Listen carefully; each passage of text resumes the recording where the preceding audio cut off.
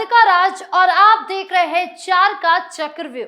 आज 4 के चक्रव्यूह की सबसे बड़ी खबर आपको बता दें, सीएम योगी की खुली चेतावनी।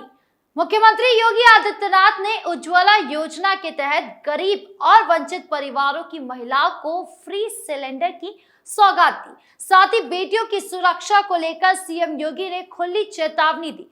बताएंगे आपको क्या कुछ बोले सीएम योगी। फिर दूसरी खबर में बात चुनाव आयोग से नाराज अखिलेश। समाजवादी पार्टी ने मतदान के दौरान बुर्के वाली महिलाओं की चेकिंग किए जाने के निर्देश पर आपत्ति जताई। क्या कुछ कहा सपाइयों ने, क्यों लिखी चुनाव आयोग को चिट्ठी और इसके पीछे का मकसद क्या था, बताएंगे आपको।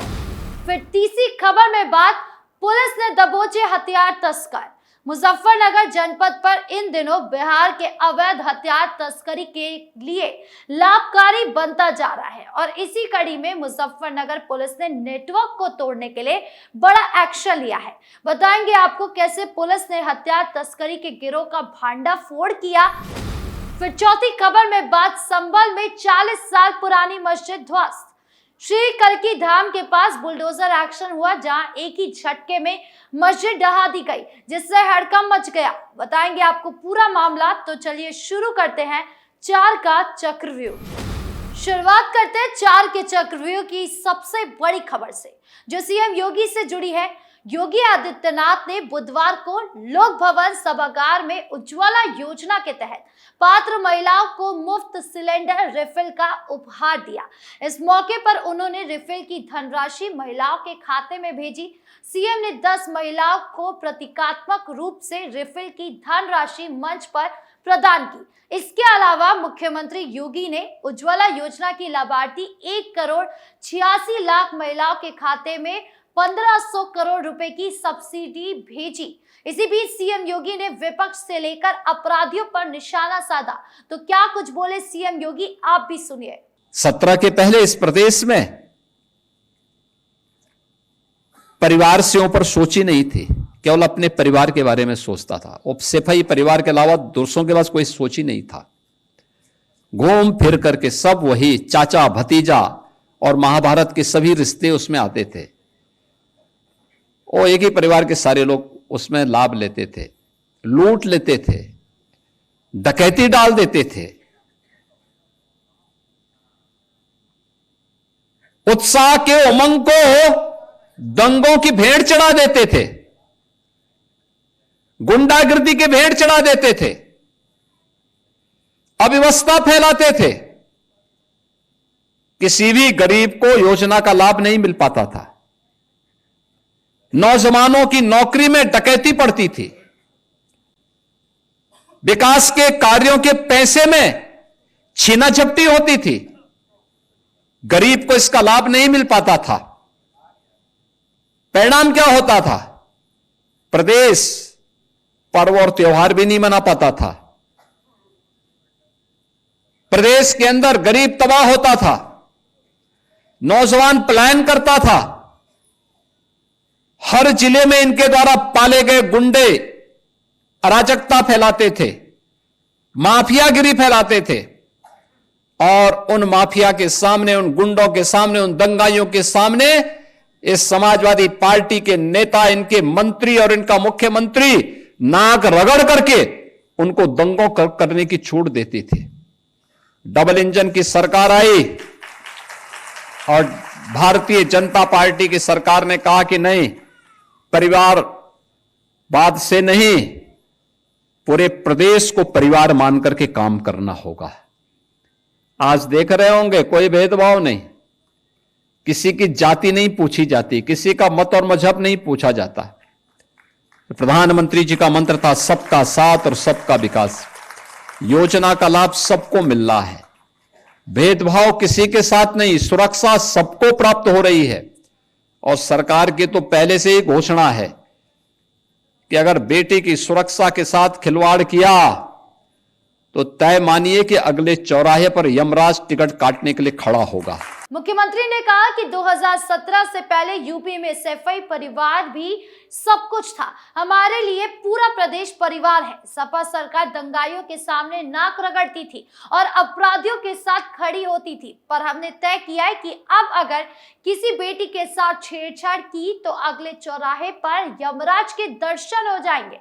उन्होंने कहा कि अगर यमराज से टिकट करवाना हो तो किसी बेटी से छेड़छाड़ कर दे, अगले चौराहे पर यमराज मिल जाएंगे। कुल मिलाकर एक तरफ सीएम योगी ने यूपी की जनता को सौगात दी तो वहीं दूसरी तरफ दंगाइयों, अपराधियों और विपक्ष को चेतावनी भी दी है। बढ़ते अगली खबर की ओर जो समाजवादी पार्टी से जुड़ी है।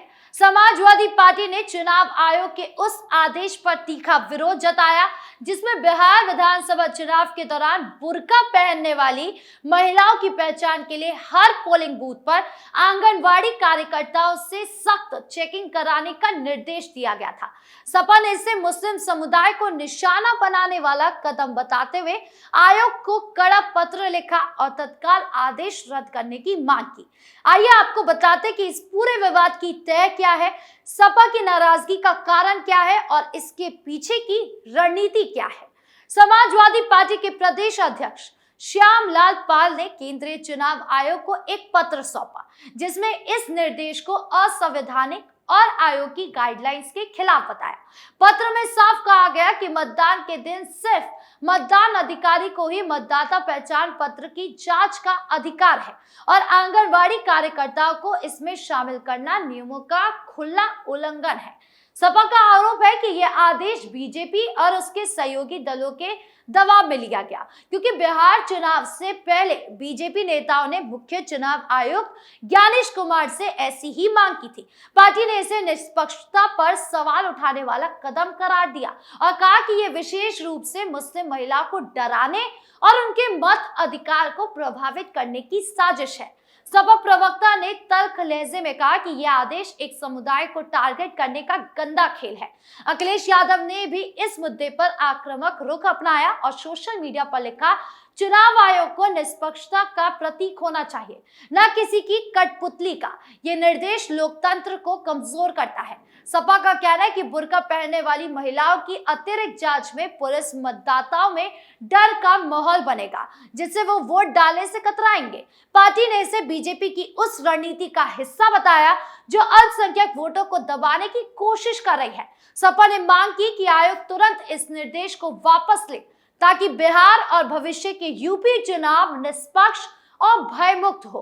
पार्टी ने चेतावनी दी कि अगर आदेश नहीं हटाया गया तो वो सुप्रीम कोर्ट तक जाएंगे। ये पत्र सिर्फ बिहार तक सीमित नहीं है। सपा इसे यूपी के आगामी चुनाव से जोड़कर देख रही है जहां अल्पसंख्यक वोटर उनकी ताकत है। सपा का मानना है कि ये निर्देश बीजेपी की उस साजिश का हिस्सा है जो धार्मिक आधार पर मतदाता को बांटना चाहती है, जो जनता अच्छे से समझ चुकी है। चलिए अब तीसरी खबर पर आते हैं। पुलिस ने दबोचे हथियार तस्कर। मुजफ्फरनगर जिला इन दिनों बिहार से अवैध हथियारों की तस्करी का हॉटस्पॉट बन चुका है और इसी कड़ी में शाहपुर थाना पुलिस ने एक बड़े ऑपरेशन में 3 हथियार तस्करों को धर दबोचा।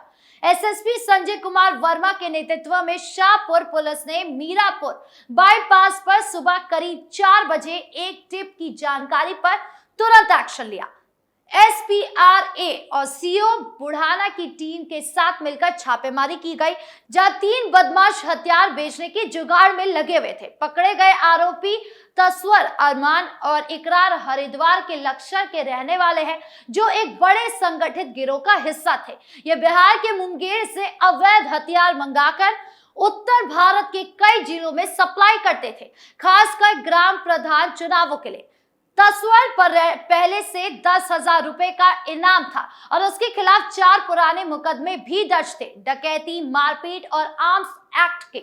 अब इस मामले में 5वां केस जुड़ गया है। पूछताछ में आरोपी ने कबूल किया कि हथियार ग्राम पंचायत चुनावों के लिए जुटाए जा रहे थे। पुलिस को उनके कब्जे से भारी मात्रा में हथियार मिले। 5 देसी पिस्तल 32 बोर की, 1 तमंचा 12 बोर का, 9 तमंचे 315 बोर के, 1 मस्कट 12 बोर का, साथ ही 10 जिंदा कारतूस 315 बोर के, 12 जिंदा बोर के और 2 खोखा 12 बोर के और 32 से 34 जिंदा कारतूस 32 बोर के मिले। सुनिए क्या कुछ कह रही है पुलिस। देखिए 12 अवैध असलहे पकड़े गए हैं, जिसमें हमारा जो कनेक्शन है, बिहार का कनेक्शन मुंगेर का पाया गया है पूछताछ से। 4 लोग पकड़े गए हैं। एक चरथावल रोड पर जो है एक जगह पर जब पुलिस को टिप ऑफ मिलता है तो पुलिस कोतवाली पुलिस अपने टीम के साथ जब वहां एक्टिवेट होती है तो जब उनको पकड़ने का प्रयास करती तो वो भागते हैं। इसमें आवश्यक बल लगा के गिरफ्तार किया जाता है।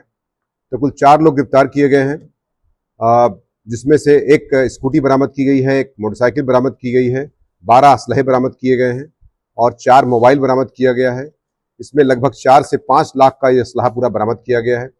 जब पूछताछ की गई तो उन्होंने बताया कि मुंगेर से जो असलहे आते हैं, इसमें इसका मुखिया जो है सुभाष, इसमें 4 जो पकड़े गए हैं उनमें सुभाष, हुसैन खान, नासिर हुसैन, सुधीर, जिसमें एक व्यक्ति सुभाष ये भोपा मुजफ्फरनगर रहने वाला है, हुसैन खान करनाल हरियाणा का रहने वाला है, नासिर हुसैन ये भोपाल का रहने वाला है तथा सुधीर ये नई मंडी मुजफ्फरनगर रहने वाला है। इनके आपराधिक इतिहास हैं तथा आर्म्स एक्ट में भी और 302 के तहत भी ये जेल जा चुके हैं। इस प्रकार से एक शातिर अपराधी भी हैं। साथ ही साथ ये मेरठ में जेल जा चुके हैं और करनाल मतलब हरियाणा से भी जेल जा चुके हैं। इस प्रकार आप समझ सकते हैं कि कितने शातिर अपराधी हैं ये। साथ ही साथ मैं आपको बता दूं कि पूछताछ में जो 4 अवैध पिस्टल बरामद की 32 बोर की, एक रिवॉल्वर है 9mm की, 5 तमंचे अवैध हैं 315 बोर के, एक मस्कट है 12 बोर की, एक मस्कट 315 बोर की और आधार कार्ड, स्कूटी और मोटरसाइकिल इत्यादि बरामद की गई है। एक बड़ी बरामदगी मुजफ्फरनगर पुलिस द्वारा की गई है तथा इन पर अभियोग दर्ज करके 223/25, 3/5/25/35 आयत अधिनियम का मुकदमा दर्ज करके विधिक कार्रवाई करते हुए जेल भेजने की कार्रवाई सुनिश्चित की जा रही है। सीएम योगी सरकार की जीरो टॉलरेंस पॉलिसी के तहत ऐसे ऑपरेशन बढ़े हैं और मुजफ्फरनगर जैसे संवेदनशील जिलों में फोकस ज्यादा करा जा रहा है। क्या इस गिरोह के मास्टरमाइंड भी पकड़े जाएंगे, ये तो जांच आगे ही बताएगी, लेकिन फिलहाल पुलिस ने एक बड़ा झटका दिया है। आखिर में चौथी खबर पर आते हैं। संभल में 40 साल पुरानी मस्जिद ध्वस्त कर दी गई। श्री कल्की धाम के पास बुलडोजर एक्शन से एक बड़े झटके में मस्जिद दहा दिया गया, जिससे इलाके में हड़का मच गया। जिले के गांव में सरकारी सार्वजनिक पार्क की जमीन पर अवैध रूप से बनी लगभग 40 साल पुरानी छोटी मस्जिद को प्रशासन ने बुलडोजर से जमींदोज कर दिया। यह कार्रवाई तहसील प्रशासन ने की, जो लेखपालों के सर्वे से अवैध निर्माण की पुष्टि के बाद शुरू हुई थी। नायब तहसीलदार दीपक जुरैल के नेतृत्व में 2 थानों की भारी पुलिस फोर्स, लेखपाल और अन्य कर्मचारियों की टीम ने सुबह गांव पहुंचकर एक्शन लिया। मस्जिद कमेटी को 11 जून को नोटिस जारी किया गया था, जो 16 जून को तालीम हुआ। सुनिए क्या कुछ कह रहे हैं सपा सांसद जियाउर रहमान बर्क। हजोड़ा खंभों में मतलब पार्क की भूमि पर बुलडोजर चलाए एक मस्जिद पर, अभी हाल ही में क्या कहेंगे? ये जो आप इसका जिक्र कर रहे हैं, लगातार आपने देखा भी होगा कि ये मैंने मौखिक रूप से जिलाधिकारी से को भी इस बात के लिए कहा है मैंने कि जो कहीं धार्मिक स्थल की बात है, अगर आप उखाड़ना शुरू करेंगे, मैं इस्लाम मज़हब से ताल्लुक़ रखता हूँ और हमारे कहीं ना कोई हर व्यक्ति किसी धर्म से ताल्लुक़ है, हिंदू समाज से हमारे भाई हैं वो हैं। अगर हम उखाड़ेंगे तो धार्मिक स्थल पुरानी जगह पर सार्वजनिक स्थल पर बने हुए हैं। आप बार बार उखाड़ करके उस चीज़ को लोगों को नुकसान नहीं पहुंचाना चाहिए। और अगर कहीं ऐसी कहीं ज़रूरत आ रही है किसी धार्मिक स्थल पे मस्जिद हो या किसी दूसरे धर्म का हो, ग्राम समाज पे बना है, उसके बदले आप दूसरी जगह आप उनसे ले सकते हैं। उसको बुलडोज़र चलाने का कोई मकसद नहीं बनता। मैं इसकी सख्त अल्फाज के अंदर इसकी मजम्मत करता हूँ, निंदा करता हूँ। और सिर्फ मैं ही नहीं, जब माननीय सर्वोच्च न्यायालय इस बात कड़े शब्दों के अंदर इस बात को कह चुके हैं, हमारे चाहे CBI महोदय हो या दूसरे हों, कि बुलडोज़र किसी मसले का हल नहीं है। कुल मिलाकर ये मामला प्रशासन की दृष्टा का प्रतीक है। क्या आगे ऐसी और कार्रवाइयां होंगी, ये तो समय बताएगा। बहरहाल 4 के चक्रव्यूह में इतना ही। धन्यवाद।